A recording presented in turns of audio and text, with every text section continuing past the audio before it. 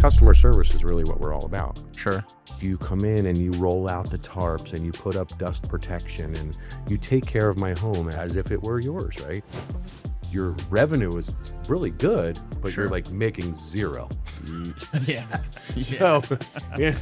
And I'm sure that, a lot of people can relate that have been through this. Welcome to the Home Show, where we sit down with builders, designers, and real estate professionals shaping the spaces we call home. I'm your host, Oscar Michaels, founder of hOMe Media. And in each episode, we dive into the stories behind the brands, the strategies behind the success, and the marketing moves that help these local leaders stand out. From concept to completion, from startup to legacy, this is where real conversations happen. This morning, we are with Steve Turbyfill, president of Freedom General Contractors. Builds beautiful projects that we've had the pleasure and opportunity of working on over the past couple of years. And Steve has become a good friend and now a client, which is awesome to have. I love being connected on both sides of a relationship. This is season 1, episode 15. Steve, welcome to the show. I would love to hear, and I'm sure the viewers would love to hear a little bit about your background, where you kind of grew up and kind of found your way into the construction world. Gotcha. Well, thanks for having me, Oscar. On my background, I guess, I came from a lineage of builders along the way. My grandfather had built a lot of houses around here in the 60s and 70s. In fact, our mutual friend, John Gemmey, lives in one of those. Get out of here. That he built the whole neighborhood that he lives in. So when I was a young boy, 13 years old, I wasn't the most well-behaved. I can see that. My mom kind of just shoved me out on the framing crew to build houses with these framers, but I learned a lot. So Sure. wasn't allowed to use a lot of tools, but I definitely had to earn my stripes because I was grandpop's little boy, on a crew with a bunch of rough guys and, smoking cigarettes and, all the things. And, it kind of brought me up quick, but I learned a lot. So I did that when all the way through my teenage years during the summer times. As soon as school was out, I would go to work and my mom would drop me off and pick me up at the end of the day, wherever we were building houses. So probably by the time I was 16 years old, I could almost build a whole house Get out of here. because of the knowledge that the guys I was working with were passing on, because I was doing this for months. And I'd Yeah. never been through, obviously at 13, 14, 15, you never really been through any trade schooling at that point. Sure. So what I learned was just things that you would learn by, do it once, remember it, now you can do it again along the way. So I wasn't old enough to use the power saws yet, so I'd have to get everything, and I'd really kind of taught me how to plan, because I'd have to plan on my own. They'd give me tasks, and I'd have to set it all up, mark everything that I needed to be cut, and then I'd have to ask one of the senior guys to come over and cut everything, and then I'd put it all together, stand it up, and do things like that until I was old enough to use the power tools. It kind of like gave me that ability to think big picture Sure. when I was young on the framing crew. So that we did that. Was tech school like a big thing back when you were young, or was that like, So tech school for me was kind of different, okay. because I had been doing this for Sure. a bunch of years. I didn't really go into the carpentry program wasn't my first Yeah. passion. So Sure. because I already had a couple years of actually being on the job. Tech school is great. I'm a big part of it. I'm a big fan. Send your kids to the trades. However, when you arrive at those schools, they expect you to arrive with zero. Sure. You're starting at ground zero. So that, like this is a 2x4, that's a saw. So that wasn't going to really be for me. Sure. So when I sat down in 9th grade and you're kind of evaluating those schools, I was like, well, my mom was like, yeah, what do you want to do that? I'm like, well, like, I don't know, Yeah, I'm already there. I already know. Yeah. So I'm like, I was really into motocross and some other stuff at that point. So they had a small engine repair class. Nice. So I'm like, all right, well, I wasn't really thinking car in Yeah. my head at that point, Sure. in 9th grade. I'd been doing that kind of stuff, like tinkering small engines and stuff like that for a long time in my life. So I'm like, all right, well, I'll do the small engine class. I had started in 10th grade. They put me into that. And I think I was at like month 2. And again, they're starting you at 0. Sure. And I was like, I'm bored. It's going to be 3 years before I get to the stuff I already know. Yeah. And I went to the guidance counselor. They're like, well, we don't know what to do with you because you feel that you know more and you're bored. So they, I don't want to say they set me up to fail, because that's not the right words, but Sure. they put me to a test where like, here you go. We're going to let you take a senior's project on Wow. in 10th grade. And they gave me like a customer's, because this tech school can have customers. Yeah, sure. Like They real gave me life a customer's experience. motorcycle, and the engine needed to be rebuilt. So the instructor said, here's the manual, here's all the parts. I'm going to be in there teaching the 10th graders, and you're on your own. And in a month I was done. And they basically went back and they're like, he's going to waste his time here for 3 years. So they're like, what else do you want to do? So then they put me into the automotive department, and hadn't really in 9th grade, 10th Not grade, thinking I really didn't have car experience yet, a little bit, because I had some friends. Sure. So I finished out my tech school in automotive. Okay. So when I left the tech school, I had an inspection license, an emission license, and, Hell yeah. all that stuff. So be able to work on cars. And obviously by the time I was a senior, I had hot rods and Camaros, Sure. and, We'll get into that. all that stuff. So in my senior year of tech school, I did a co-op, and it worked for U-Haul. And I was Okay. working on all their trucks and everything like that, servicing them and tires and Sure. and whatever. And then the day I graduated high school, I put my mechanics tools over there, and I went right to work for my grandfather's building company, Wow. back with the framing crew full time. Okay. And I was there for, I don't know, 4 or 5 years. And if anybody's ever worked in a family business, it's this double-edged sword. It's great to be there because you're part of the family, but it's like you have to work twice as hard to get half as much respect Sure. from everybody else that's in the company, because they think that something's being handed to Yeah, you. you're the favorite. Because that's like your grandpa's little boy. And I'm like, I thought I kind of worked my pay way past that, but so whatever. I was there for a bit, and I got an offer from Histon's GMC that used to be a GMC dealership here in Doylestown. And I would go in there to buy truck parts and whatever. I was doing a little moonlighting at night, working for a trash truck company and working on all their stuff to make a little bit of money on the side.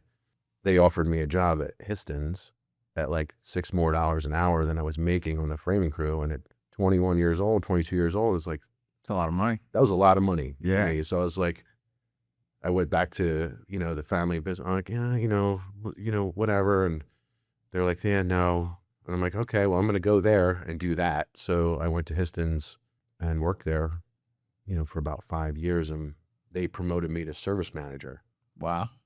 right? How So old are you at that time? Like 25? I was about 24-ish, 25-ish. Okay. And the service manager had vacated. They said, well, listen, where you're working is really close to the phone and the front desk here. So when people come to drop their things off, could you check them in? And if you hear the phone ring, could you answer it? I'm like, yeah, I guess so. I'm like, all right. So after a month of me checking people in and, doing work orders and, doing warranty claim, like I was doing everything. Yeah. The owner of Histon's, Clyde Histon at the time, came to me and he's like, do you want the job? Because you're doing it. You're doing excellent. And I'm like, I don't know, this whole thing with customer service and, we can get to talk about like a little bit of a difference between that and what I do now. Sure. Because it was tough. That part of the business is when you're in that type of a trade per se, people bring their things to you to get repaired. Sure. And then you have to give them a pain point of how much it's going to be to fix. Yeah. Versus what we do now in our remodeling company, people come to me and they're like, I want this and I'm willing to invest this.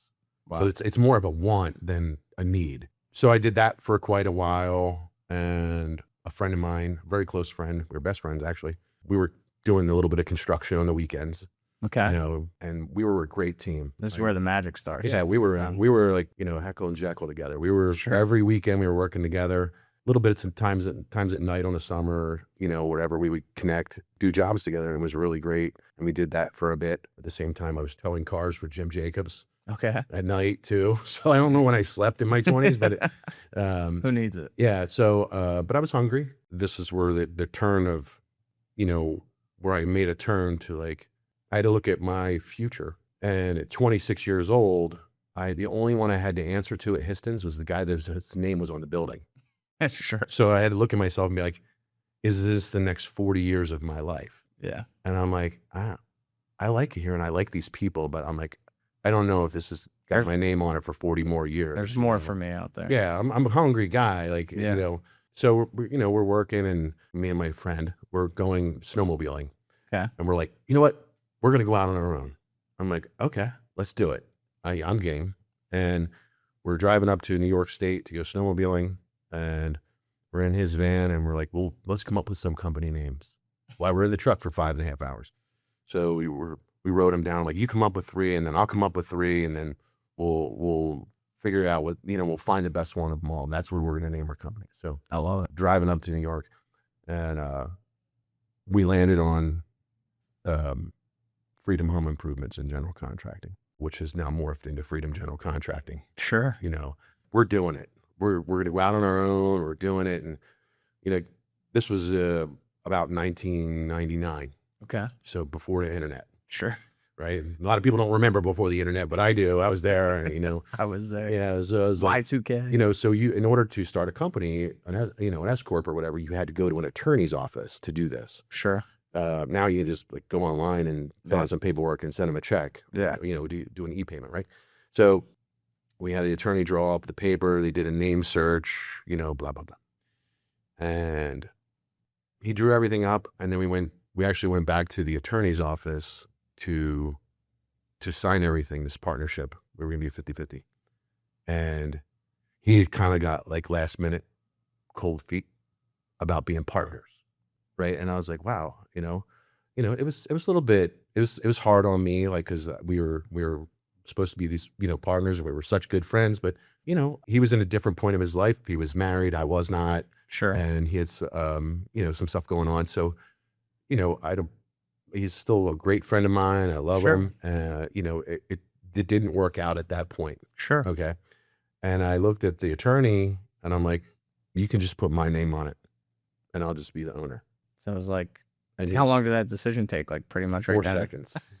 Right. So Right then when and he there. said, like, I don't feel comfortable doing this right now, Yeah. I'm like, okay, well, I'll do it. And I just became the sole owner, Wow. and with no partners. And Freedom was born. So this was No. 99. That was in 2000, Okay. March of 2000, actually. Okay. So I started, doing a little bit of whatever kind of marketing you would do back then. Sure. Just like putting things in mailboxes or Yeah. whatever. Door hangers. I was working by myself with a tool belt on. I stuck it out at Histon's until August. I gave him 3 months notice. Actually, years later, I went to Clyde Histon's funeral because he had passed away. But I attribute a lot of where I am today to a couple people. My grandfather definitely being one. Sure. Huge influence on me. But Clyde actually giving me that service manager's position at such a young age, like, made me part of the customer service person I am today. Sure. He gave me that opportunity, and I didn't waste it. A lot of people would come to me, and that actually had to be diffused a little bit, because Of course. it's like, oh, your truck needs a clutch, and it's going to be this much money, and they're like, oh, I don't want to spend that kind of money. So it's Yeah. like, you gotta Immediate. everybody you got to diffuse. Well, that I don't really have to deal with that right now. So, Sure. but it really kind of gave me the skill set to be able to deal with customers and clients, and kind of bring all that professionalism together at such a young age. I can relate from like a restaurant background. The amount of situations. Yeah, I don't even want to break them up. yeah, it's just like, it's like, oh, wow, that's kind of different. And, sometimes when I thought I've seen it all, I'm like, wow, you just haven't seen it all, right? Yeah, not So seen that it. this one kind of surprises me. That's really where Freedom was born. And then there's just like a process you got to go through. Maybe 10 years ago, somebody wrote an article, and it really kind of describes how you work and how you grow as a remodeling company. So there's like the beginning stage where it's like you and yourself, and you got your tool belt, and Sure. you're wearing all the hats, right? You're doing the estimates, and you're doing the work, and you're going, you're driving all over the place, and you're picking up the materials, and you're working 20-hour days, right? And Sure. that's really what it was for the many years, was just working and working and working. And then the next stage is like, well, you got to spread some of this out. Yeah. You kind of hit a max point. So then you kind of get family members, Yep. So then, Yo, cousin Nick. Yeah. yeah, You so swinging a then, hammer. I had, at the time, my brother-in-law, he came to work for me for a bit, and I had a roommate, that was living with me in my house. He was a police officer. So, in Upper Makefield Township, and they only have to work like 2 on, Sure. 2 on, 3 off, 3 Yep. on, 2 off. Like, so he would work for me on all his days that he wasn't working on shift. That's amazing. And even sometimes when he was working night shift, he would just come to work with me during the day. Wow. For money, right? That was how, my first taste of employees. And then, then the next segue is you start building structure Sure. and employees, and probably building it too fast. But, I feel like every business owner. you're just like, I look at everything like, there's a dam in front of you and the dam is leaking water. And there's like, you got to put your finger in this hole and put your finger in that hole. And It's a great this one's analogy. leaking more water. It's like, you're just kind of doing this the whole time. And this is kind of a downfall to a lot of the people in my field, where you start out good with all good intentions, where you have skills, you can build things, and you can make this wall look great. And, you're doing things and clients are super happy and everything. And then you get thrown into business, right? So It's hard. like, I never had a lick of business training at all. Like, I didn't even know what a P&L was until I was 30 some years old. Like, what? A P&L what? And so it's like, so then you've kind of created this animal that you don't really know how to cage. Yeah. And you're like, why am I losing money? And, because you don't know how you should be covering your costs and your COGS and your expenses and things like that. So you kind of, you really go through this rough growth period where your revenue is really good, but Sure. you're like making zero. Yeah. So, yeah.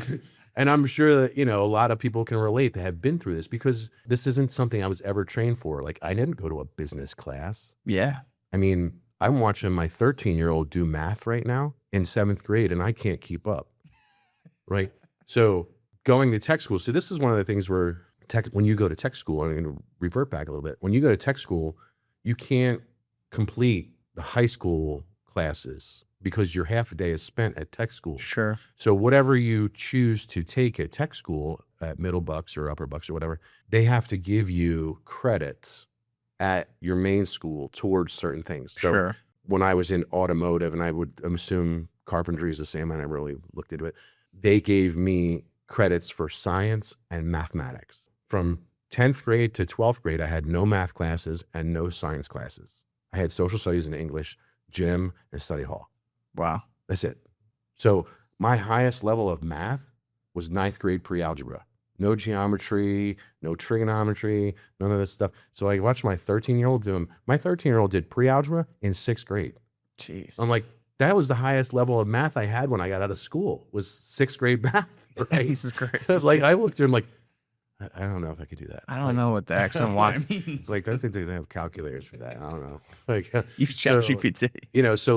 that is, throw that on top of not having any real idea how to run a company. Yeah, sure. There was a lot of learning curves. And I look at it like this. I paid for my college through mistakes. Sure. And like, wow, when I went to my grandfather initially and I told him, I said, hey, Pop, I want to start my own company. He said, well, what do you want to do? I said, well, my friend and I we're doing this, and we're probably going to, do this. He goes, well, listen, this is what I would do. He says, I've been building houses since the mid 60s. I said, I built all these hundreds and hundreds and hundreds of houses. Now it's, 1999. He said, you should go into remodeling, because all the houses that me, Kelly Builders, and all these other companies, Toll Brothers, everybody's been building, they're going to need all to be remodeled. Yeah.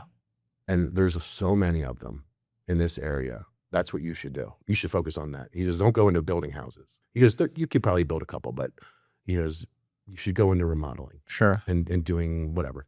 And he goes, and that's a good start for you too, because you can take the smaller projects and not have to have a worry about a big company. I'm like, okay, that makes sense. So he's like, let me tell you something. He's like, you have to, I'm just saying this like I heard it yesterday, and this was 26 years ago. No matter what, every customer has to go away happy. I don't care how much money it costs you as a company or a person, you have to go, like, every person that you work for has to be happy. You do not walk away. You do not stop. You do not like abandon. You finish that job until they cannot say they're not happy. Right. Yeah. And I'm like, okay. And then he gave me his story. So he went to Williamson Trade School down in Media. It's a great school. a school for underprivileged children Sure. to learn a trade. So it's fun. It's privately funded, and you can't make more. Your parents can't make more than a certain amount of money to be eligible to go there. Wow. It's a phenomenal school. So he went there, and he went as a bricklayer, right, in the masonry department. So his very first job by himself, when he went out on his own, was he went to a guy's house, and the person said, "Oh, I want to brick the whole outside of my house," which is something they did back in that day. No, people wouldn't normally do that today. Sure. But he's like, okay. So he did an estimate. He looked at the front of the house, and he looked at the side of the house. Well, it's a square box. So he measured it, and he goes, when I get back to my office, I'll figure it out. So he did the estimate. Guy said, "Oh, sure. Okay. It's good. It's a good price. I'll take that." And my grandfather had the brick delivered. He started working on it. And he realized when he was about halfway done, he only had half the amount of brick. Oh, man. Because he didn't get back and 2x the dimensions. He did the front and the side, and was going to go home and 2x the thing. And this is his very first job as a bricklayer. Smokes. And he was going to 2x everything. And he's like, "Oh my gosh, I way underestimated his job." The other half. So he went to the homeowner, and we're all human, right? Sure. So if I look at it like this: if I make a mistake and I fall on that sword, like, I'm going to be like, "You know what? I'm a human person. I made a mistake." So he did that. He went right to the homeowner and said, "Listen, I made a mistake. I'm almost out of brick. I'm only halfway done the house. I realize I didn't account for enough brick for this." Thankfully, the homeowner was like, "Well, I was wondering why your price was half as much as everybody else's."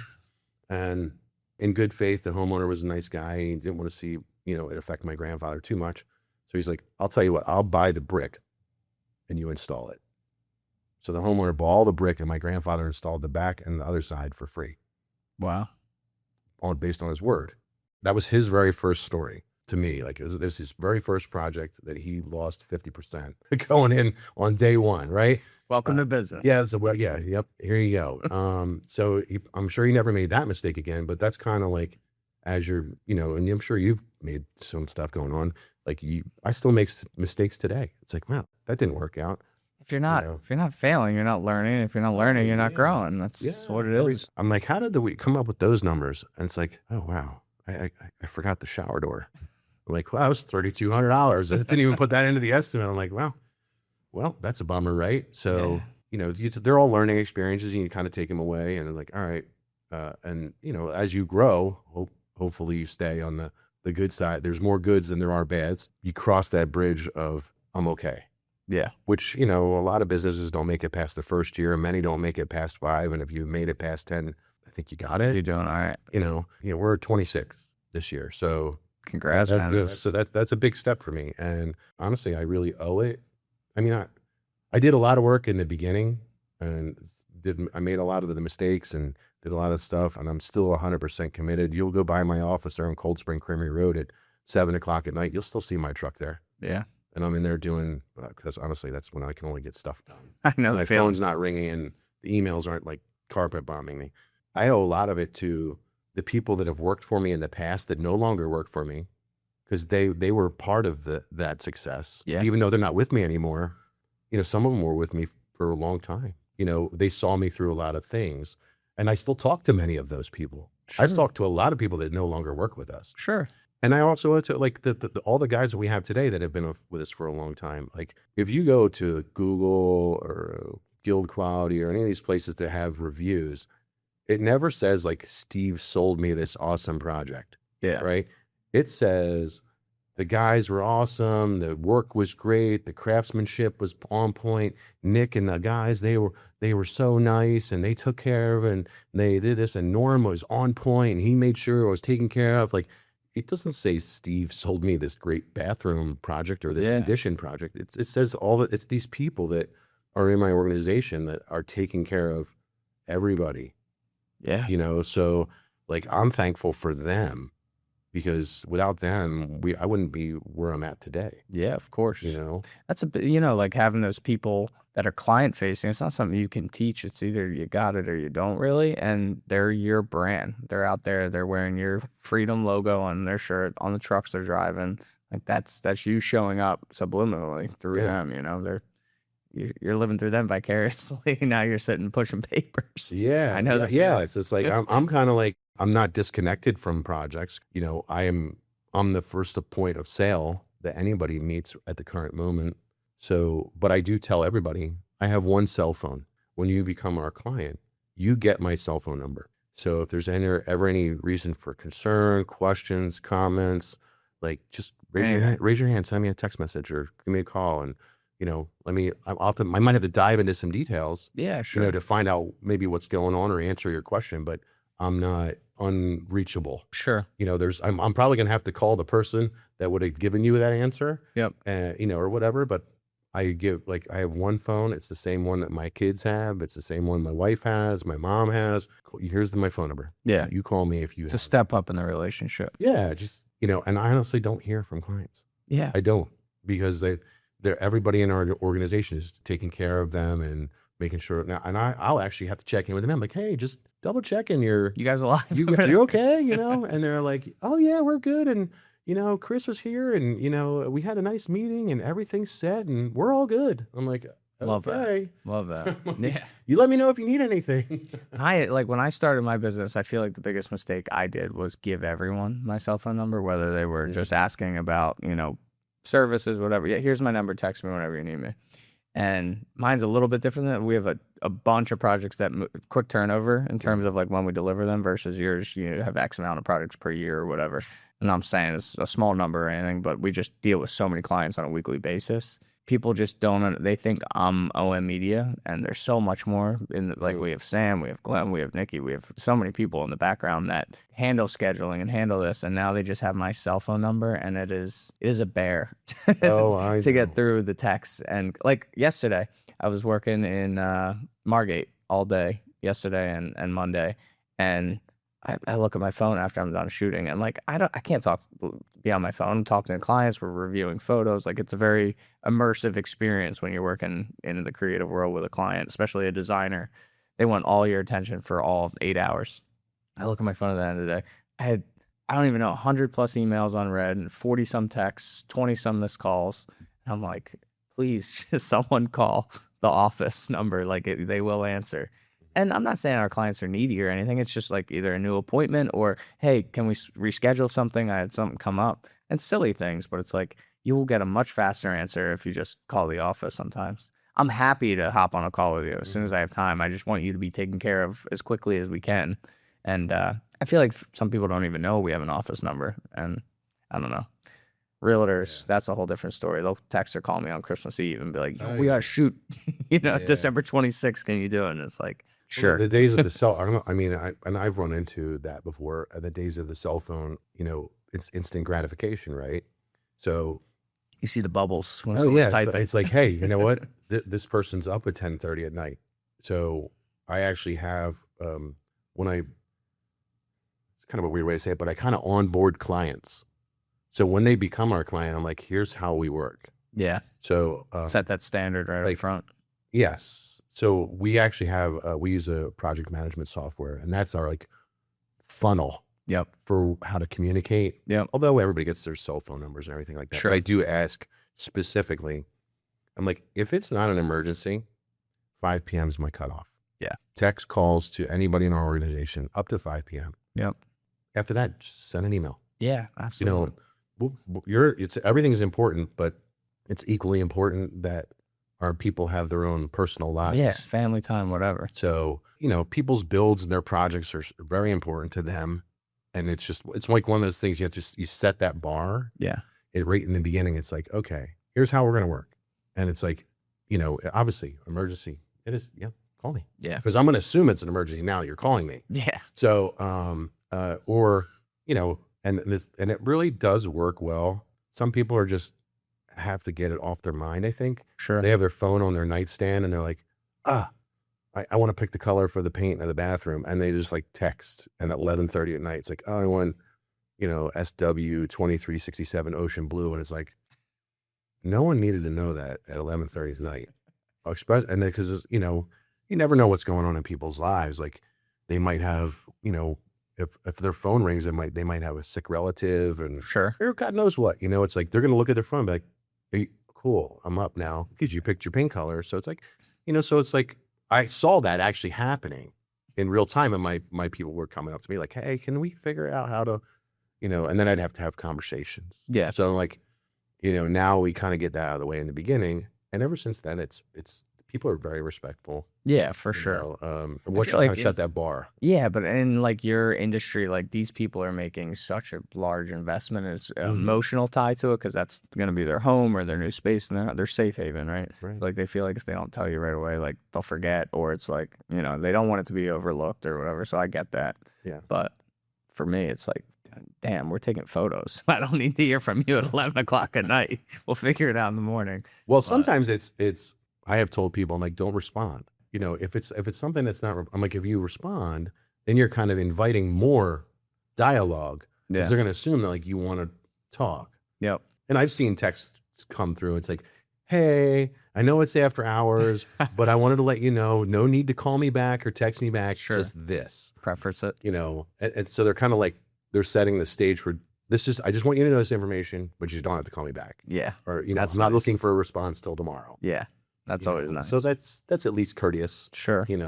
All right. So Freedom is rocking and rolling. We're 26 years in. Mm-hmm. What does it look like today from where it started? So we saw where you came and you got the LLC or wherever you're set up as.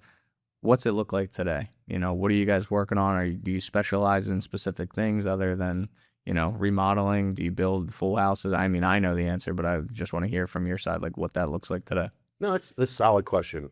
And I would tell you that I'm not necessarily a home builder, but when people want like a one-off, they want concierge type service, they'll come to us for a new home build. So we have one under construction right now. It's a total one-off. You've been there. Yeah, it's gorgeous. It's like a Frank Lloyd Wright type house with low pitch roofs and big windows, and it's an animal. It's not an easy build, Of course. at all. So it's to a lot of normal builders, that's like a kryptonite job. Sure. It's like it's crippling. It takes Eat up your forever, time, it's just yeah. gonna be dragging out. So like I'm okay with that, because this is what these people want. So we have that, and then I would say the lion's share of our projects are additions, kitchens, baths, that type of projects. Sure. We do a lot of that. That's like Finished basements too. Yeah, we do been that. something, Yeah, we've right? done a lot of those. Quite a few a year. Yeah, I'm excited to see the one that we did that progress shoot on with the music. I didn't see that. and all that. That's actually finishing this week. I think the carpet's going in tomorrow, and then it's done. So Man, you guys bang that out. yep, I let Sam know that one's on deck, and then he's a guitar player too. And there's like a really cool reeded wall, Yeah. and he's gonna have all his guitars hanging. So Yeah. it's gonna be fun to And it's shoot. like the soundproof, like slatted wall, right? Yeah. Oh man, And there's it's like every man's dream. there's a cool hidden door that the guys did, and so with an electronic lock. It's just the whole thing's cool. Cool. Listeners, keep on the lookout for that one. Yeah. But I will say that there's people that reach out and they're like, oh, I've heard this many times. This is too small for you. Really? Because they assume like I'm some big conglomerate. Sure. And we're not. We're a very boutique type shop. Yeah. I mean, we have in our office, it's myself doing sales, Michael Steer, our production manager, Chris Pladson is our construction manager, Erica in our office, she's our project coordinator. She's the one that kind of gets all the details and kind of Yeah. Yeah. fits it all together. We have a new designer working with us now in-house. Her name is Jessica. She's working out fantastic. And then out in our field, there's all our lead carpenters and everything. But honestly, like there's a shoe for every foot, right? Yeah. Absolutely. So, and a lot of people like to test the waters because, there's some, less than wonderful contractors out there, right? Sure. We all know some of the stories and we've all heard them. So people don't want to be like, hey, I'm going to give you this, 6-figure, 7-figure project right out of the gate. I'm going to test you on something. And case in point, right here in Doylestown, a nice woman, she bought a basement door and it was glass. And she goes, can you come out and just put it in? I'm like, sure. So we went out and we sent a carpenter out and we put the new basement door in. They got it all painted and everything, and it was done. 6 months later, she called us about an addition. Wow. And then she called us about redoing an attic space above her garage. So we've been back there, and that's where the big projects were for us. So, Sure. but some people are a little gun shy, and it's like I don't blame I don't want to spend I want to spend a lot of money, but like I got to test you first to see if like Are you going to show up on time? Are you going to be there when you said you're going to be there? Will you warranty your work? Yeah. Do you have integrity? Do you treat my home Yeah, like it's yours? yes. Do you come in and you roll out the tarps and you put up dust protection and you take care of my home as if it were yours, right? Yeah. So, that's like a little water test. So like I don't think there's any job really too small. I need fill-in work anyway. Sure. So like that works. So it's like we might not be able to start something like that next week, but we have like a queue of like, all right, well, Yeah, fill that in this here. job over here, the drywaller is going to be in there for 2 weeks. We can knock these three small jobs out in the meantime. Yeah. And to kind of take care of them that way. So, and you're kind of covering everything because customer service is really what we're all about. And I would tell you that, like, I think the best part, about customer service and relationships is I have clients that I have been working for all 26 years I've been in business. That's crazy. So, I mean, And even awesome. even to go in fact that one of the guys I did work for back when I was just me and my suspenders and my tool belt, Suspenders. 26 years ago, his name is Keith. Fantastic guy. I had lunch with him yesterday. 26 years. I had lunch with the man yesterday. His son, Christopher, is our construction manager. Get out. And I saw Christopher go through high school. Wow. So like there's that, and there's It's a life cycle. Pat and Kim are the nicest people, or they're a couple clients of ours I've been working for since I had long hair and the ponytail and the whole like rocker image that I had back in the day. And they lived in Warminster, and I did a whole bunch of work for them, and I came in and saved a project that they were doing.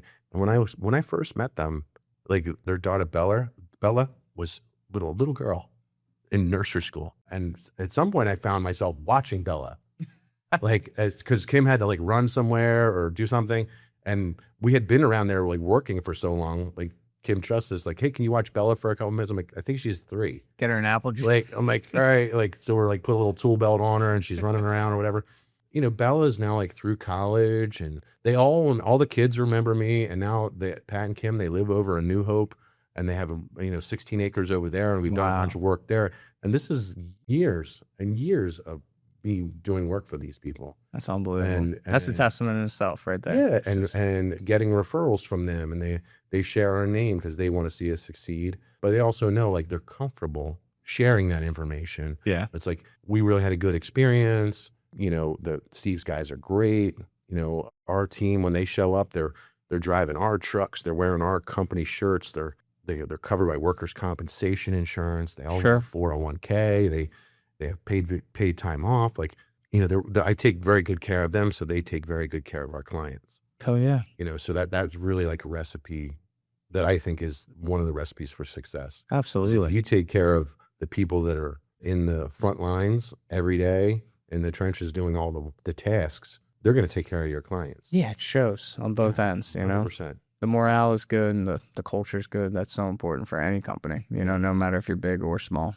Yeah, I mean, I think of them as family because I spend a lot of time with them, and they're all wonderful. So yeah, I mean, that's essentially where we're at. And at this point, we're, probably have 6 to 8 projects going at once. Wow. Depending on, what they are. Sure. The average project, depending what it is, spends a couple of months in design, and then whatever it takes to do it. A lot of people will always ask me, like, on a first initial sales call, it's like, hey, what's your backlog?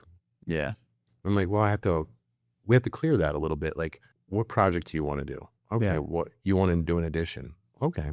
That's a fantastic project, and I want to help you with that. But there's a lot of work to do before guys are showing up with hammers to do work. So to tell you what my schedule is, it comes down to how fast can you make decisions? Yeah. And also like scope of the addition, right? Is it Right, 1 floor, yeah. 2 floors, 3 floors? I have seen people, you remember the New Hope job? Those 2 gentlemen, both retired. The only thing they had going on in their life was this remodel. The designer worked with them every day. Wow. For 3 months straight to remodel all the bathrooms, the entire house, the dietitian, like the entire thing got planned in 3 months. Yeah. Because that's all that they had in front of them. And they just wanted to get through it. And they wanted us to, start in July, and they started their design in January. And they're like, well, we want you to start in construction. I'm like, that's a whole house remodel. That's like everything. Yeah. When we're moving the kitchen from one side of the house to the other, that was a big feat. So, and I'm like, well, if you can power through that and get your decisions made, okay. This will move quick. Yeah. And they did. And it was like a major undertaking from a design perspective to actually spend that much time with those individuals to actually get them to the project that they wanted. And I've had other people, they get on the design agreement and they're going to do their bathroom, and Take 4 months. they 4 or 5 months. I mean, look, some people across the street from me, they went a year in the design process. Holy moly. And I called them. I'm like, hey, listen, do you want me to send your design retainer back? Like, Yeah. you really, this is kind of like, do you not want to do the project anymore? Like, what do you, we'll get to it. We just been busy. We're traveling. Yeah, like we're working and we're busy, but we're gonna get to it. We want to, all right. I'm like, I just want to try Just and put it in checking the in. schedule somewhere. Like, if you want it, and they're like, yeah, we want it. We've been a little too busy to actually plan it. It's like, so they were a little too busy for their own project, Sure. and that's not unusual. Yeah, I believe it. I mean, people are like, have ideas, and they're like, let's sign up, and then the next thing you know, they're slammed with work. Yeah, it's like, oh well, when can you start? It's like, oh well, we're gonna start the design process tomorrow, and that's great. Okay, well, I'm gonna be away for 3 weeks in May, but you want me to what? Start like okay, so it's like.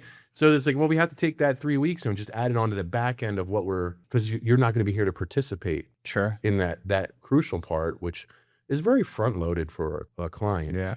And that's kind of how I propose it, is like all the work for them is in the beginning. Yeah. With the designer and the plans and the blueprints and the floor plans and the flooring and the walls and the blah, all this Sure. stuff, right? So after they get through that, they can just like go wherever. Yeah. And I've had plenty of people do that, where they get through that part, they get their design book where the final cost is done. Yep. And they're like, yep, I'm good, you're good.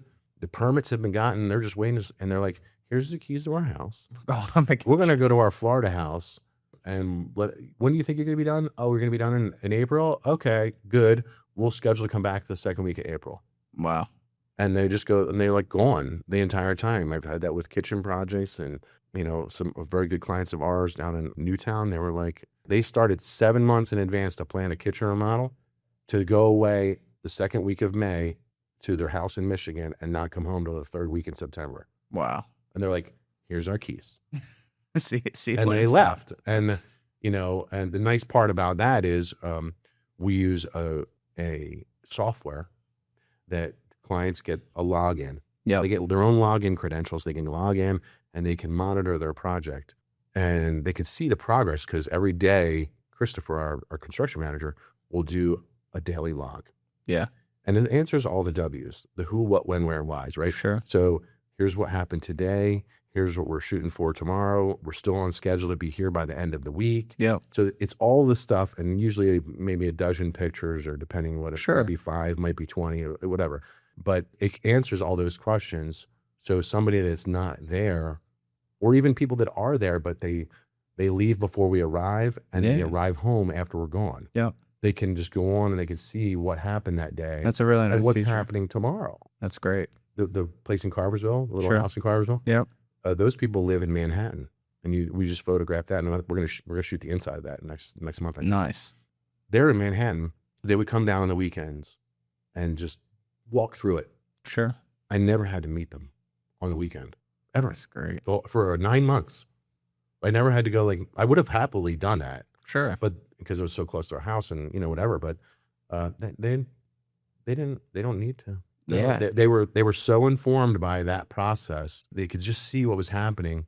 They didn't have to go down. They wanted to go down. Yeah. Just like, okay, well, let's just go down and like put our, lay eyes on it. Yeah. And they would, venture down for the day, and they would look at everything, and then they would go back up to Manhattan. It was great. And It's beautiful. Right? It's an all-in-one place for communication. So that actually starts in the design process. So when the designers are designing things, they have a meeting, and they're like, today we picked out the tiles, and we were at the tile place, and they went with this tile and that tile, and this one is a second choice, and blah, blah, blah. And that is actually recorded, and that information never goes away. That's beautiful. So like, and it's all in there as a daily log, so that the designer starts doing daily logs of what, where she's going, what she's doing, she'll put notes in there. We're hoping to be done the design by the end of next week. Yeah. So then we can do our trade walkthroughs and different things like that. So That's beautiful system setup. it's not perfect, Sure. but the larger your organization grows, it really is helpful. A lot of the companies around us use it Sure. as well. That's the thing. The more people that are in play, the more like control you need to have of that, because 100%. like you said, like there's a text chain here with 2 people on it, another text chain here with 4 people on it. Yeah. There's an email chain over here with 5 different people on it. There's like, I said I wanted, the thing. And it's like, no one remembers that because there's all these different things, and it's not a centralized place where all this data. Yeah. And then, as you know, AI is coming along a lot because you're using it a lot. AI actually takes all that stuff through that software and says, here's a summary of this week, and does its own thing. It does its own summary of everything.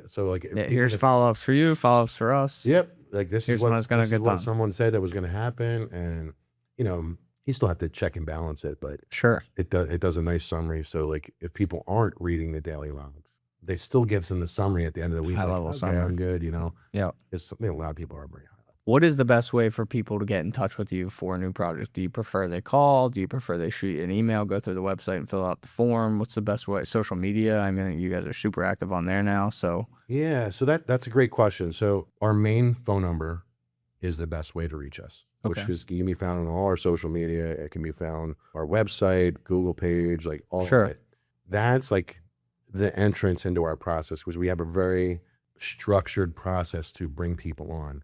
People will like randomly email me, and I have to like funnel them back through the process Yeah. to actually, because like as soon as like I start taking that ball, then I'm out of process. Yep. And if things get like something gets dropped or whatever, so I'm like, here, I'm going to send you back this way. Yep. And I'm going to copy this person on it, and we're going to get you in the process. So usually when people would call us for whatever they want to do, Meredith in our office, who is fantastic, is like the backbone of our company. She'll reach out and set up a mutual time that we can connect, which is the hardest thing to do, actually. Sure. Because it's like, I'll call you, you call me, I leave you a voicemail, you leave me a voicemail. I get it. So it's like, okay. And that's the way we used to do it back in the day. So now it's more like, it's so much more structured. Meredith will call and she'll set up a time. This is when Steve has available.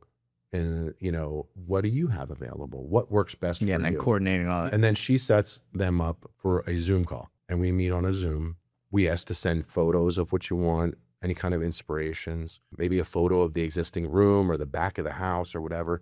And thankfully, like Redfin and like Zillow and so many houses have been sold. Like I can actually go do a little bit of homework Property before our call, like a little pre-call plan, and be like, all right, there's 70 pictures of this house online. Yeah. And I'll just like, okay, I know what I'm talking about now. So I'll Zoom with them. And from there, we'll find out, if we're a good fit or not. Because sometimes we're not, whether it be schedule is probably the biggest thing. Like they want to do it by a certain time. And I don't know if I'm going to be able to meet that mark. Yeah. And I don't want to overpromise and underdeliver. Yeah. That's like not a thing for me. So I'm more about like, I'm laying that groundwork out in the beginning. Like, yeah, that's achievable. Yeah. Or maybe close or something like that. And Speaking of AI, I'm in the middle of building this new CRM I was telling you about last week, and I built a AI bot that's like a web crawler, and it will go and scrape the internet for any info on a property that we get like an address for that someone wants us to shoot.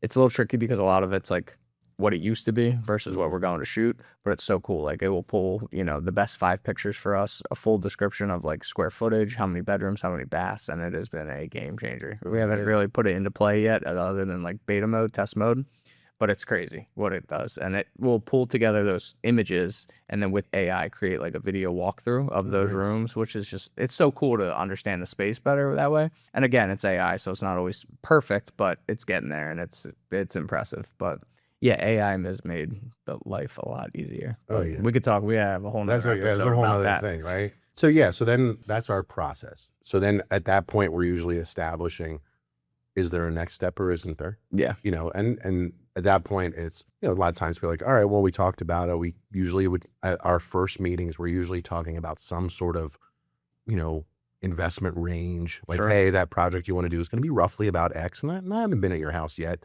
but I could benchmark it based upon past project at this point. For sure. You're going to be roughly about X. Is that what you were hoping?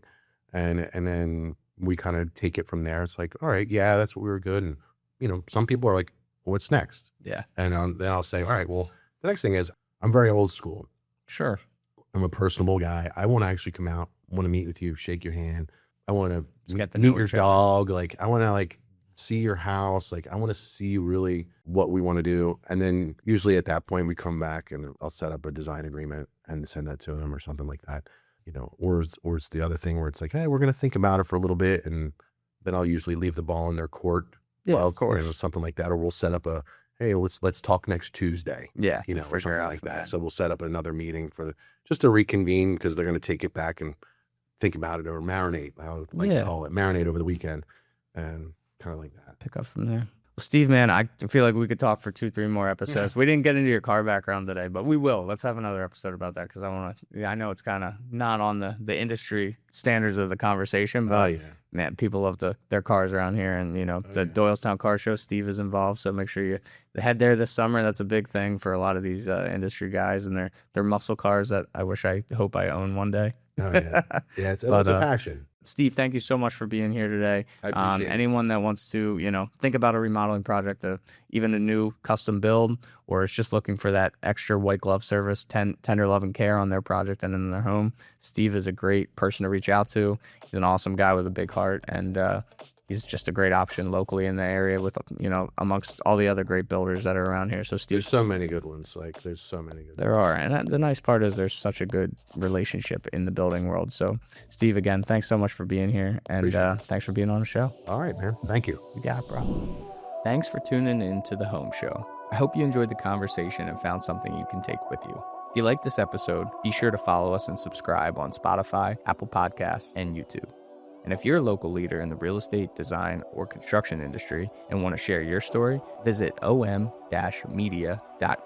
to apply to be a guest. Until next time, remember, you can't go home without OM.